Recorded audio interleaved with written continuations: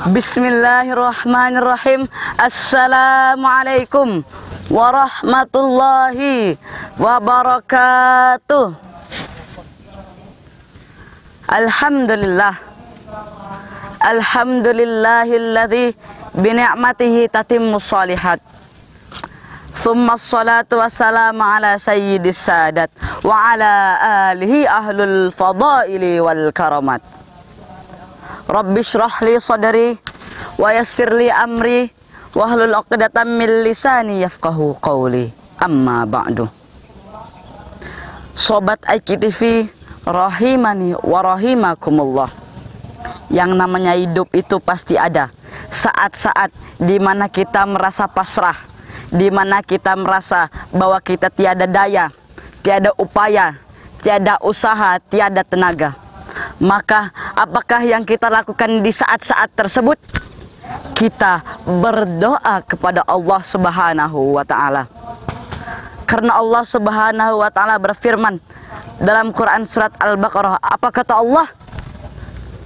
Wa idza sa'alaka ibadi anni fa inni qarib ujibu da'watad da'i idza da'ani falyastajibu li wal yu'minu bi la'allahum yarshudun.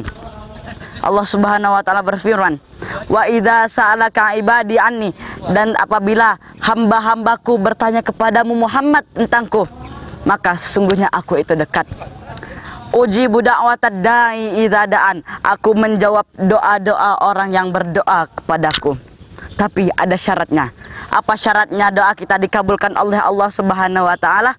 Syaratnya adalah falyastajibu li wal yu'minu bi la'allahum yarshudun.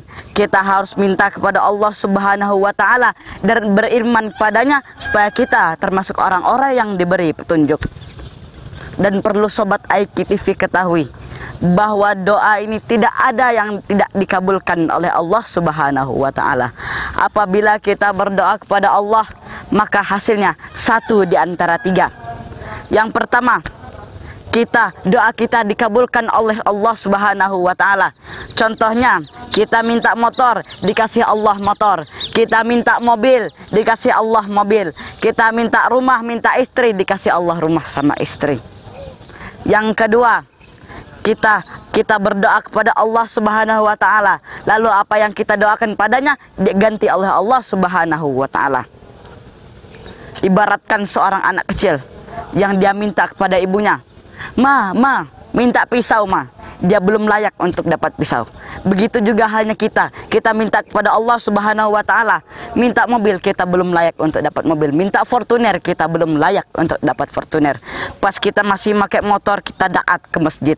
Kita pergi ke masjid setiap sholat, setiap azan berkumandang hayya 'alas shalah, kita pergi ke masjidnya Allah Subhanahu wa ta'ala.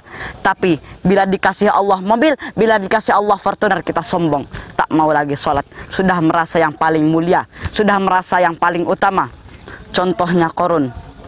Ketika ia miskin, ia merupakan orang yang taat beribadah kepada Allah Subhanahu wa ta'ala. Setiap waktu dia habiskan untuk bermunajat, untuk bertakarub, untuk beribadah kepada Allah Subhanahu wa ta'ala. Akan tetapi ketika dikasih Allah kekayaan, ia sombong, ia angkuh.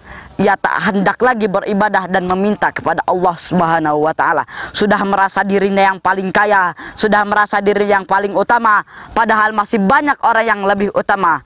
Merasa satu-satunya, padahal cuman salah satunya. Yang ketiga, doa kita ditangguhkan oleh Allah Subhanahu wa ta'ala hingga akhirat. Kita berdoa di dunia belum dikasih oleh Allah Subhanahu wa ta'ala. Tetapi apa? Tapi Allah beli ganjarannya di surga nanti.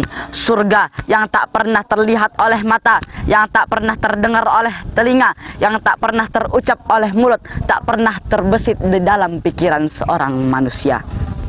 Maka sobat IKTV dimanapun Anda berada, apabila kita mengalami kesusahan, kita mengalami pasrah, kita mengalami bahwa kita merasa kita tiada daya dan upaya, hendaklah kita berdoa kepada Allah Subhanahu wa ta'ala.